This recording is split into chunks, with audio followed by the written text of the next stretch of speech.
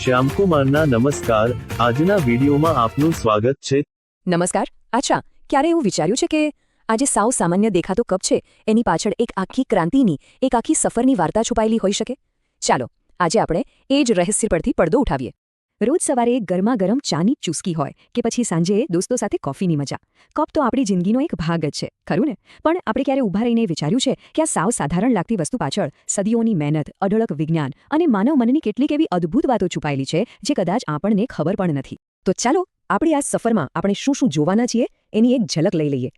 પહેલાં તો ગરમ પીણાએ કપની ડિઝાઇન કેવી રીતે બદલી, પછી રકાબીનો સાચો હેતુ શું હતો એ જાણીશું, કપમાં કેવું વિજ્ઞાન છુપાયેલું છે એ પણ જોઈશું, અને છેલ્લે કેવી રીતે જરૂરિયાતમાંથી નવી નવી શોધો થઈ એની વાત કરીશું. તો આપણી વાર્તાની શરૂઆત થાય છે એક બહુ જ સામાન્ય પણ મોટી સમસ્યાથી.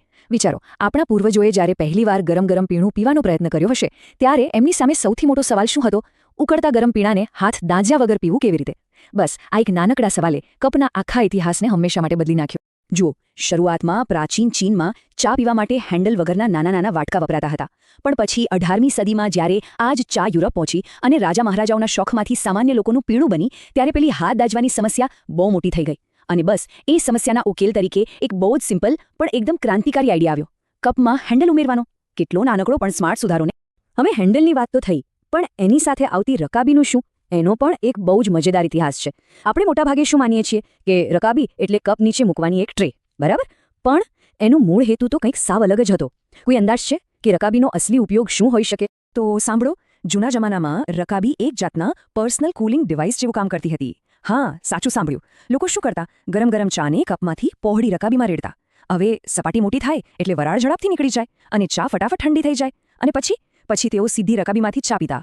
અને નવાઈની વાત એ છે કે આ રીત આજે પણ દુનિયાના અમુક ભાગોમાં, ખાસ કરીને ગામડાઓમાં જોવા મળે છે. સારું, તો આપણે કપની ભૌતિક ડિઝાઇન વિશે તો વાત કરી, પણ હવે થોડા ઊંડા ઉતરીએ અને કપનું આપણા મન સાથેનું જે ગહન અને સાચું કહું તો આશ્ચર્યજનક જોડાણ છે એના પર નજર કરીએ. કારણ કે કપ ખાલી એક વાસણ નથી, એ તો ભૌતિકશાસ્ત્ર અને મનોવિજ્ઞાનના સિદ્ધાંતોનું એક જીવતું જાગતું ઉદાહરણ છે. તો ચાલો સૌથી પહેલા વાત કરીએ પાયથાગોરસ કપની. આ કોઈ એવો તેવો સામાન્ય કપ નથી. એ જ મહાન ગ્રીક ગણિતશાસ્ત્રી પાયથાગોરસ, જેમને આપણે સ્કૂલમાં પાયથાગોરસના પ્રમેય માટે ઓળખીએ છીએ, બસ એમણે જ આ કપ બનાવ્યો હતો. અને એ પણ એક નૈતિક કોયડા તરીકે, જે લોકોને શીખવે કે લાલચ કરવી નહીં અને હંમેશા મર્યાદામાં રહેવું. આ કામ કેવી રીતે કરે છે એ જુઓ. જો તમે કપને એક નક્કી કરેલી લિમિટ સુધી ભરો તો બધું બરાબર રહે છે, પાણી ટકી રહે છે. પણ જેવી તમે લાલચ કરી અને એને છલ્લોછલ ભરી દીધો તો એની અંદર છુપાયેલી એક સાયફન સિસ્ટમ એક્ટિવ થઈ જાય છે અને ફટ દઈને બધું જ પાણી નીચેથી વહી જાય છે. છે ને એકદમ અદ્ભુત? અને આનાથી સ્પષ્ટ થાય છે કે પાયથાગોરસ કપનો મૂળ સંદેશ શું હતો. એ ખાલી એક વાસણ નહોતું, પણ એક ભૌતિક સ્વરૂપમાં નૈતિકતાનો એક પાઠ હતો, જે આપણને સંયમ અને સંતોષનું મહત્વ શીખવતો હતો. અને સાચું કહું ને તો આ પાઠ આજે પણ એટલો જ જરૂરી છે. તો આપણે ભૌતિકશાસ્ત્રના નિયમો તો જોયા, પણ શું કોઈને ખબર છે કે કપ આપણા મનોવિજ્ઞાનને પણ અસર કરી શકે છે? શું એવું બની શકે કે તમે જે કપમાં કોઈ પીણું પીઓ છો એ કપનો રંગ તમારા સ્વાદના અનુભવને બદલી નાખે? વિજ્ઞાન અને સંશોધન કહે છે હા, બિલકુલ કરી શકે છે. એક બહુ રસપ્રદ અભ્યાસ થયો. એમાં જાણવા મળ્યું કે જો સફેદ કપમાં કોફી પીવામાં આવે તો એ વધુ કડવી લાગે છે. કેમ? કારણ કે કોફીનો જે ઘેરો રંગ છે એ સફેદ બેકગ્રાઉન્ડમાં વધુ તીવ્ર દેખાય છે. અને એની સરખામણીમાં જો પારદર્શક કે કાચના કપમાં પીઓ તો એ થોડી ઓછી કડવી લાગે છે. હવે આગલી વખતે જ્યારે કોફી પીઓ ને ત્યારે આ પ્રયોગ જાતે કરી જોજો. આ શું બતાવે છે? એ જ કે સ્વાદનો અનુભવ ખાલી આપણી જીભ પર નથી, પણ આપણી આંખો અને મગજ શું અપેક્ષા રાખે છે એના પર પણ આધાર રાખે છે. ચાલો હવે આપણી વાતને એકદમ નવા લેવલ પર લઈ જઈએ. એક એવા સ્તરે જ્યાં કપની ડિઝાઇનમાં થયેલા નાના નાના ફેરફારોએ માનવજાતની કેટલીક બહુ જ મોટી સમસ્યાઓ હલ કરવામાં મદદ કરી. અહીં કપ ખાલી સુવિધાની વસ્તુ નથી રહ્યો, પણ જરૂરિયાત અને ક્યારેક તો અસ્તિત્વ ટકાવી રાખવા માટે વિકસિત થયો છે. 20મી સદીની શરૂઆતનો સમય યાદ કરો. સ્પેનિશ ફ્લૂ જેવી ભયંકર મહામારીઓ ફેલાઈ રહી હતી. એવા સમયે રેલવે સ્ટેશન કે બીજે જાહેર જગ્યાઓ પર એક જ ગ્લાસથી બધા પાણી પીએ એ કેટલો જોખમી કહેવાય. બસ આ જ જાહેર આરોગ્યના સંકટના જવાબમાં ડિસ્પોઝેબલ પેપર કપની શોધ થઈ. અને ખબર છે શરૂઆતમાં એનું નામ શું હતું? Health cup. સ્વચ્છતા માટે આ એક એટલું મોટું ક્રાંતિકારી પગલું હતું જેણે કદાચ લાખો લોકોના જીવ બચાવ્યા હશે. સારું, હવે પૃથ્વી છોડીને સીધા અવકાશમાં જઈએ. જરા કલ્પના કરો કે તમે સ્પેસમાં છો, જ્યાં ગુરુત્વાકર્ષણ નથી, ઝીરો ગ્રેવિટી છે. ત્યાં પાણી કે કોઈ પણ પ્રવાહી પીવું એક બહુ મોટો પડકાર છે.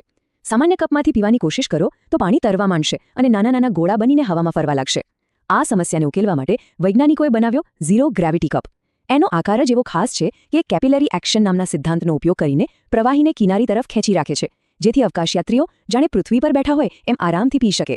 તો આપણે શું જોયું કે એક સાવ સાધારણ દેખાતા કપની સફર કેટલી બધી અસાધારણ રહી છે. જે એક સમયે માટીનો એક સાદો વાટકો હતો એ માનવ બુદ્ધિ અને જરૂરિયાતના કારણે સતત બદલાતો ગયો અને વિકસિત થતો ગયો, ક્યારેક આરામ માટે તો ક્યારેક નૈતિકતાનો પાઠ ભણાવવા માટે, ક્યારેક આપણા મનોવિજ્ઞાનને સમજવા તો ક્યારેક આપણા આરોગ્યની રક્ષા કરવા અને છેલ્લે તારાઓ સુધી પહોંચવા માટે પણ. આ બધું જાણ્યા પછી એ વિચાર આવે છે કે આપણી આસપાસ કેટલી એવી રોજિંદી વસ્તુઓ છે જેમને આપણે ક્યારેય ધ્યાનથી જોતા પણ નથી, પણ એમની પાછળ પણ કદાચ આવી જ કેટલીક રસપ્રદ વાર્તાઓ છુપાયેલી હશે. એટલે હવે પછી જ્યારે પણ હાથમાં કપ પકડો ને તો એક સેકન્ડ માટે એની આ અસાધારણ સફરને જરૂર યાદ કરજો. અને હા, એ પણ વિચારજો કે આપણી આસપાસ બીજું એવું શું શું છે જે આવી જ કોઈ અદ્ભુત કહાણી કહેવાની રાહ જોઈ રહ્યું છે.